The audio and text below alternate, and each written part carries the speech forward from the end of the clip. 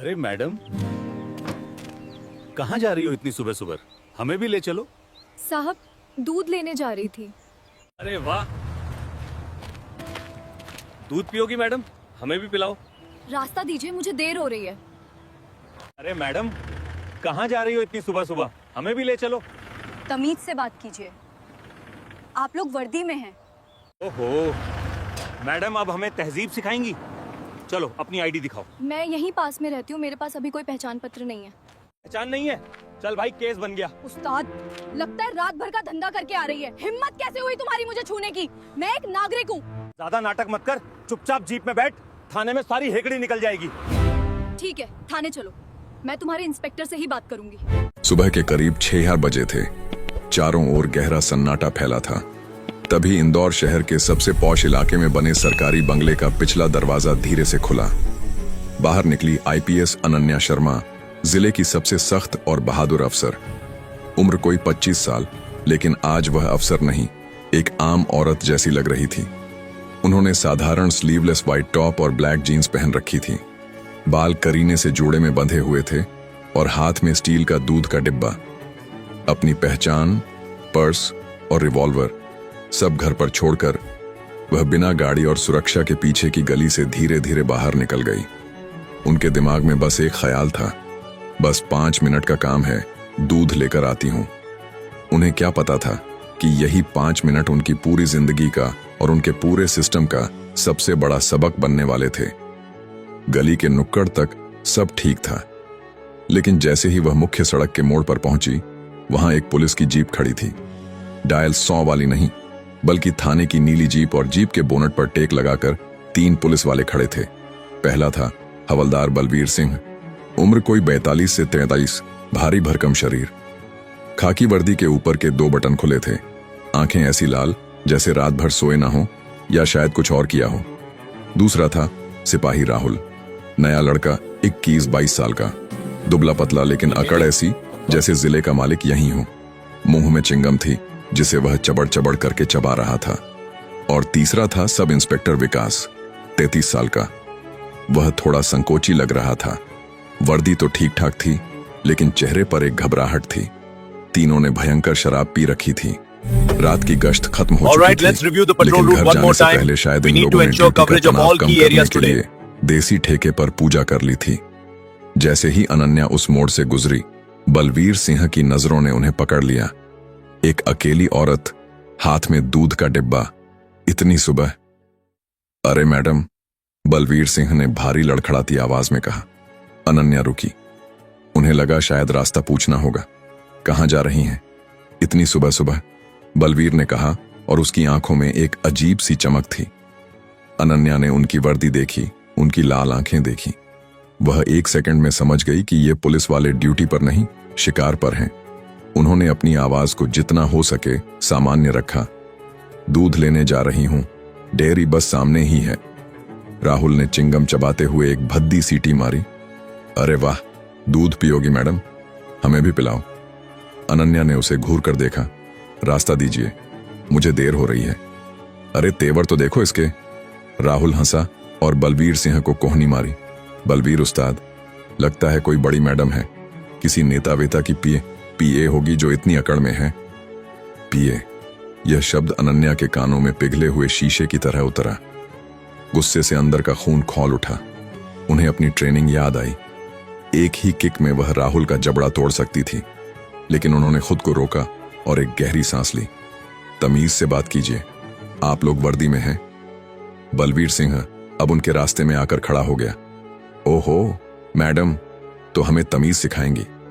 शराब की तेज बदबू अनन्या के मुंह पर लगी। चल, पहचान दिखा अपनी। कहां रहती है, क्या करती है, इतनी सुबह कहां से आ रही है?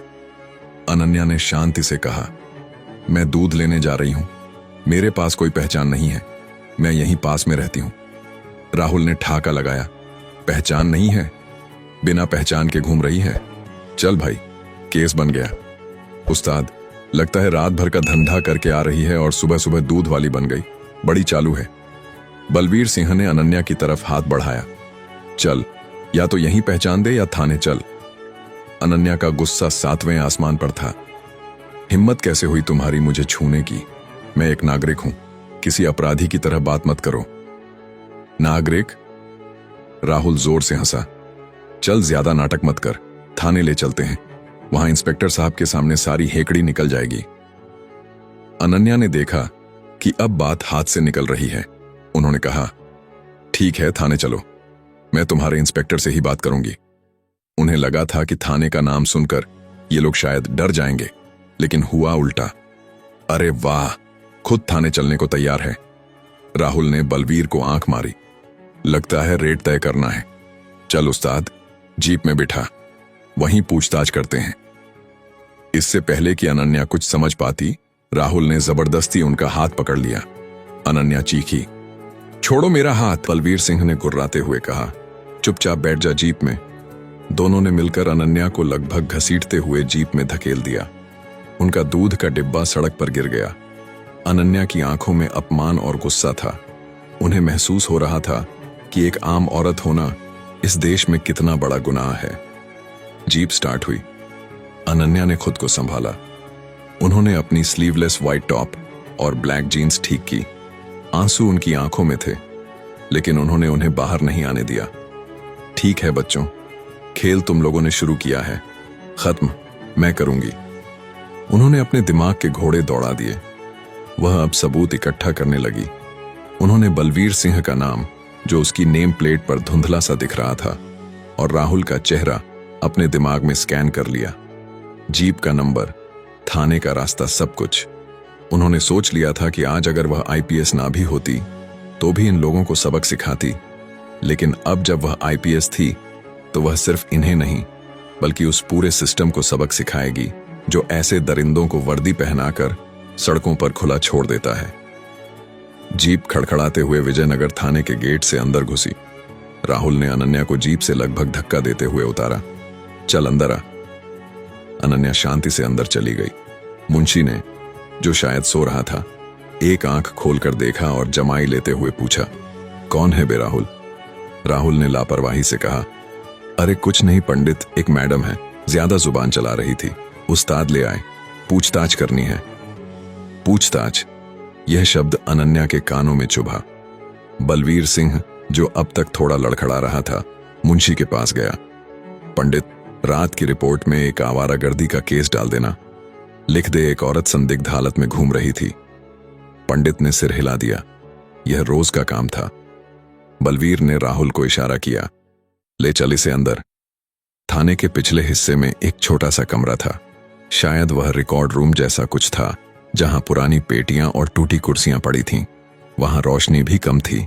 राहुल ने अनन्या को अंदर धकेला और दरवाजा बंद कर दिया। खिड़की से हल्की रोशनी छनकर आ रही थी। अनन्या को एक पल के लिए घबराहट हुई, एक असली घबराहट। अगर इन्होंने मुझे यहां बंद कर दिया, अगर इन्होंने। लेकिन वह आईपीएस अनन्या शर्मा थी। उन्होंने अपनी सांसों पर काबू पाया। कुछ मिनटों बाद दरवाजा खुला। अंदर बलवीर सिंह और राहुल आए। हाँ तो मैडम। बलवीर सिंह ने अपनी बेल्ट को एक बार फिर ऊपर खींचा। अब बताएंगी आप कौन हैं, कहां से आई थी? बड़ी तेज जुबान है आपकी। अनन्या चुपचाप खड़ी रही। उनकी नजरें बलवीर सिंह की आंखों में गड़ी थीं। उनमें डर नहीं था, बल्कि एक अजीब सी ठंडक थी। अनन्या ने सिर्फ इतना कहा, दरवाजा खोलो और अपने इंस्पेक्टर को बुलाओ। इंस्पेक्टर को बुलाओ? राहुल हंस पड़ा। अरे वाह, देख उस्ताद, ये तो इंस्पेक्टर को ऑर्डर दे रही है। लगता है सच में कोई बड़ी तोप है। बलवीर सिंह भी भद्दे तरीके से हंसा। तोप है तो अब चलेगी। देख राहुल, मैडम से तमीज से पूछ कि सेटिंग क्या होगी। राहुल ने अपनी जेब से चिंगम का पैकेट निकाला। देखो मैडम, साफ साफ बात करते हैं। सुबह का टाइम है, हमें भी घर जाना है, तुम्हें भी धंधे पर जाना होगा। जो भी कमाई की है उसमें से थोड़ा हिस्सा हमें दे दो, हम छोड़ देंगे। नहीं तो रात भर का केस बनेगा, कोर्ट कचहरी के चक्कर काटती रहोगी। अनन्या की आंखों में गुस्सा उबल रहा था। तुम्हें पता नहीं है कि तुम किससे बात कर रहे हो? राहुल ने ताली बजाई। अरे वाह, फिर वही डायलॉग। लगता है कोई फिल्म की हीरोइन है। कौन सी फिल्म चल रही है बे उस्ताद? सिंघम? यह सिंघम नहीं। बलवीर सिंह खड़ा हुआ और अब उसकी नीयत साफ झलक रही थी। यह एक डर्टी पिक्चर है। देख छोरी, दो रास्ते हैं, या तो चुपचाप 20,000 निकाल या फिर। उसने अपना गंदा हाथ अनन्या के कंधे की तरफ बढ़ाया। हाथ नीचे रखो हवलदार। अनन्या की आवाज इतनी ठंडी और तेज थी कि बलवीर सिंह का हाथ हवा में ही रुक गया। लेकिन बलवीर नशे में था। तू मुझे रोकेगी? साली तेरी औकात क्या है? आज तुझे बताता हूं पुलिस क्या होती है। जैसे ही बलवीर ने दोबारा हाथ बढ़ाया, अनन्या ने एक नजर कमरे के कोने में दौड़ाई। वहां छत के कोने में एक सीसीटीवी कैमरा था। शायद वह चल भी ना रहा हो, शायद वह सिर्फ दिखाने के लिए लगा हो। लेकिन अनन्या की उम्मीद जाग गई। उन्होंने कुछ नहीं कहा, बस अपनी नजरें उस कैमरे पर टिका दी। राहुल ने भी उनकी नजर का पीछा किया। अबे वह कैमरे को देख रही है। अरे कैमरा को देखकर क्या कर लेगी, उसका कंट्रोल भी हमारे पास ही है। वह फिर हंसा। कैमरे को देख रही है, सोच रही है कोई हीरो आएगा बचाने, कोई नहीं आएगा। दोनों की हरकतें अब बदतमीजी की हद पार करने लगी थीं। वह भद्दे इशारे कर रहे थे, गंदे मजाक कर रहे थे और अनन्या बस खड़ी थी और चुपचाप कैमरे को देख रही थी। वह बस इंतजार कर रही थी। अब सुबह के 9:10 बज चुके थे। थाने में बाकी स्टाफ भी आना शुरू हो गया था। बाहर चाय वाले की आवाज आ रही थी। राहुल ने कहा, उस्ताद इसे यहीं बंद रखो, जब अक्ल ठिकाने आएगी तब अपने आप ही सेटिंग कर लेगी। चल चाय पीते हैं। वह दोनों बाहर निकल गए। दरवाजा फिर से बाहर से बंद हो गया। आईपीएस अनन्या शर्मा अपने ही एक थाने के गंदे रिकॉर्ड रूम में 3 घंटे से बंद थीं। लगभग 10 बजे इंस्पेक्टर राजभर थाने में दाखिल हुए। राजभर एक टिपिकल सरकारी मुलाजिम था, ना ज्यादा ईमानदार ना ज्यादा बेईमान, बस नौकरी कर रहा था। वह अपनी कुर्सी पर आकर बैठा ही था कि उसका सिपाही चाय लेकर आया। राजभर ने जमाई लेते हुए पूछा, और सब ठीक ठाक? जी सर, सब शांत है। बस वह बलवीर सिंह और राहुल रात में गश्त से एक औरत को लाए हैं। कह रहे थे जुबान लड़ा रही थी। राजभर ने चाय का घूंट भरा। कौन औरत? कोई चोरू चक्की है? पता नहीं सर, कोई लोकल ही होगी। कह रही थी दूध लेने जा रही थी। राहुल ने उसे पीछे रिकॉर्ड रूम में बिठा रखा है। राजभर ने कंधे उचकाए। ठीक है, बाद में देखता हूं, पहले ये फाइलें निपटा लूं। उसे लगा रोज का मामला है। बलवीर और राहुल ऐसे मामले लाते रहते थे और बाद में 1500 लेकर रफा दफा कर देते थे। राजभर इस कमाई में हिस्सा नहीं लेता था, लेकिन वह उन्हें रोकता भी नहीं था। वह अपनी फाइलों में डूबा ही था कि तभी थाने का लैंडलाइन फोन बजा। राजभर ने चिढ़कर फोन उठाया। हाँ, थाना विजयनगर, इंस्पेक्टर राजभर। दूसरी तरफ से जो आवाज आई वह किसी लोकल आदमी की नहीं थी।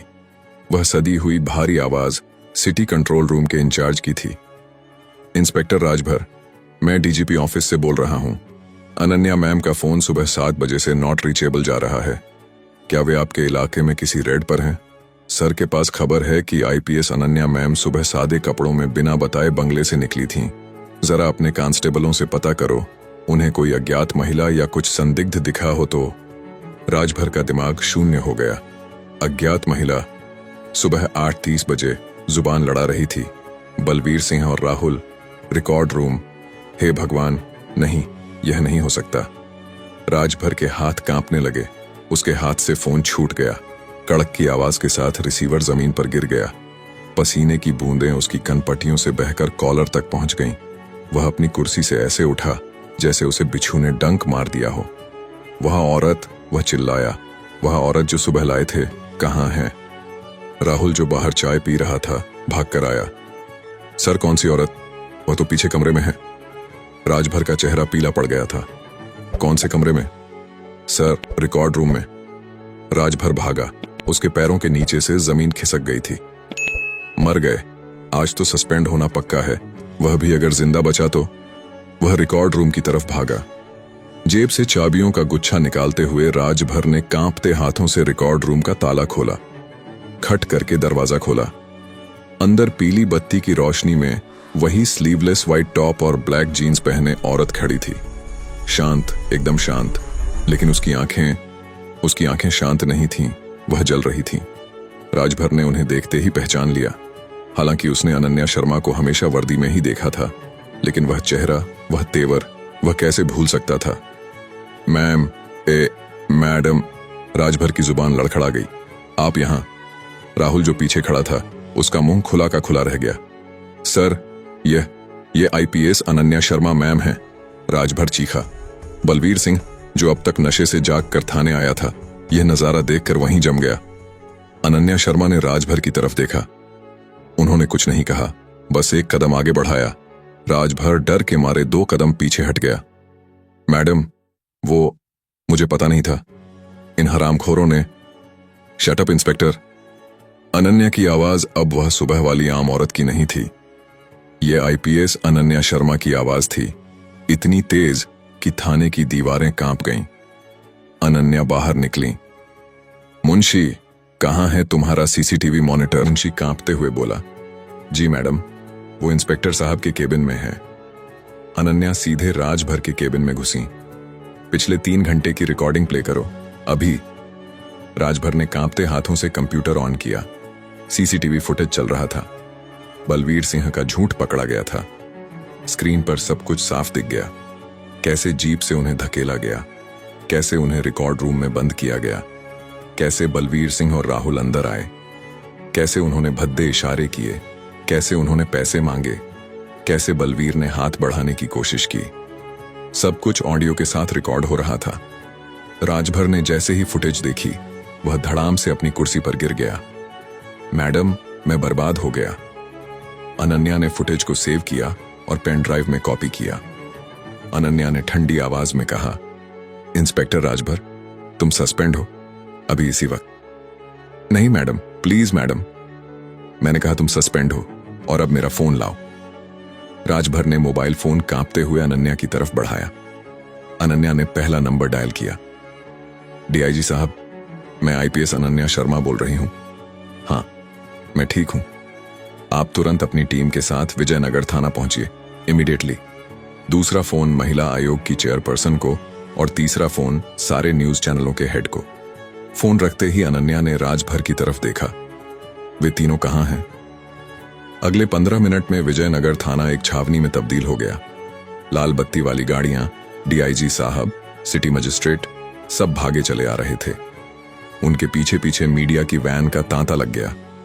कैमरे, माइक, फ्लैशलाइट, पूरा थाना भर गया और थाने के बीचों बीच वह खड़ी थी, आईपीएस अनन्या शर्मा, उसी स्लीवलेस व्हाइट टॉप और ब्लैक जीन्स में, लेकिन आंखों में एक फौलादी चमक थी। बलवीर सिंह, राहुल और विकास तीनों को हथकड़ी लगाकर जमीन पर बिठा दिया गया था। जैसे ही डीआईजी साहब ने अनन्या को उस हालत में देखा, वह सन्न रह गए। मैडम, यह क्या? आप ठीक तो हैं? अनन्या ने उनकी तरफ देखा। मैं ठीक हूं सर, लेकिन इस शहर का कानून ठीक नहीं है। उन्होंने पेन ड्राइव डीआईजी को दी।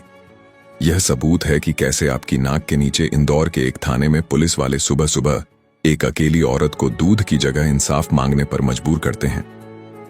सीसीटीवी फुटेज सबके सामने बड़े मॉनिटर पर चलाई गई। मीडिया के कैमरे अब सब रिकॉर्ड कर रहे थे। जैसे जैसे फुटेज आगे बढ़ी, वहां खड़े हर अफसर का सिर शर्म से झुक गया। राहुल के भद्दे मजाक, बलवीर सिंह की धमकी, सब कुछ साफ था। फुटेज खत्म होते ही बलवीर सिंह और राहुल दोनों अनन्या के पैरों पर गिर पड़े। मैडम, गलती हो गई। बलवीर सिंह दहाड़े मारकर रो रहा था। माफ कर दीजिए, बच्चे हैं मेरे, बीवी है, हम नशे में थे। मैडम पहचान नहीं पाए। राहुल, जिसकी सारी अकड़ निकल चुकी थी, बस जमीन पर सिर पटक रहा था। मैडम, मेरा करियर शुरू होने से पहले ही खत्म हो जाएगा, मुझे माफ कर दो। अनन्या शर्मा ने माइक हाथ में लिया और बोलना शुरू किया। आज मैं दूध लेने निकली थी एक आम नागरिक बनकर, ये देखने की जिस शहर की मैं ऑफिसर हूं, क्या वहां की औरतें सुबह 6 बजे सुरक्षित हैं? और मुझे मेरा जवाब मिल गया। ये 3 लोग, उन्होंने तीनों की तरफ इशारा किया। ये सिर्फ पुलिस वाले नहीं हैं, ये वो दीमक हैं जो इस वर्दी को अंदर से खोखला कर रहे हैं। वह बलवीर सिंह के सामने आकर खड़ी हुई। तुम मुझे पहचान नहीं पाए बलवीर सिंह। अगर पहचान लेते तो क्या करते? सैल्यूट मारते, मेरे पैर छूते। और अगर मैं सच में कोई आम औरत होती, कोई मजदूर की बीवी, कोई स्टूडेंट जो दूध लेने जा रही थी, तो क्या करते? तो तुम उसके साथ वही करते जो तुमने मेरे साथ करने की कोशिश की। तुम उसकी इज्जत का सौदा करते, तुम उसे धमकाते, तुम उसे उस रिकॉर्ड रूम में बंद कर देते। अनन्या की आवाज गूंज रही थी। उन्होंने पास खड़े एक दूसरे इंस्पेक्टर को हुक्म दिया, इन तीनों के खिलाफ एफआईआर दर्ज करो और इंस्पेक्टर राजभर के खिलाफ भी। धारा 354 महिला की गरिमा का अपमान, 341 गलत तरीके से रोकना, 342 गलत तरीके से कैद करना, 506 जान से मारने की धमकी और धारा 364 स्त्री को निर्वस्त्र करने के इरादे से हमला। यह सुनते ही तीनों की चीख निकल गई। नहीं मैडम, नहीं। अनन्या ने उनकी तरफ देखा। तुम्हारे जैसे लोग इस वर्दी पर दाग हैं। आज अगर मैं आईपीएस नहीं होती, अगर मेरे पास यह ओहदा और ताकत नहीं होती, तो शायद यही तुम्हारी दरिंदगी किसी और महिला के साथ होती और वह बेचारी शायद कभी शिकायत भी नहीं कर पाती, या करती तो तुम लोग उसे ही चालू औरत कहकर भगा देते। ये सबक सिर्फ तुम्हारे लिए नहीं है। अनन्या ने वहां मौजूद हर पुलिस वाले की तरफ देखा और बोली, पद, प्रतिष्ठा या वर्दी समाज की सेवा और सुरक्षा के लिए होती है, न कि दूसरों पर रौब झाड़ने या किसी का शोषण करने के लिए। वर्दी पहनने का मतलब यह नहीं है कि आपको कानून तोड़ने या किसी आम नागरिक के साथ बदतमीजी करने का लाइसेंस मिल गया है। इसीलिए आप तीनों को तुरंत बर्खास्त किया जाता है। यह कहानी उस हर व्यक्ति के लिए एक चेतावनी है जो अपनी ताकत का दुरुपयोग करता है, और उस हर नागरिक के लिए प्रेरणा है जो अपने हक के लिए खड़ा होना चाहता है।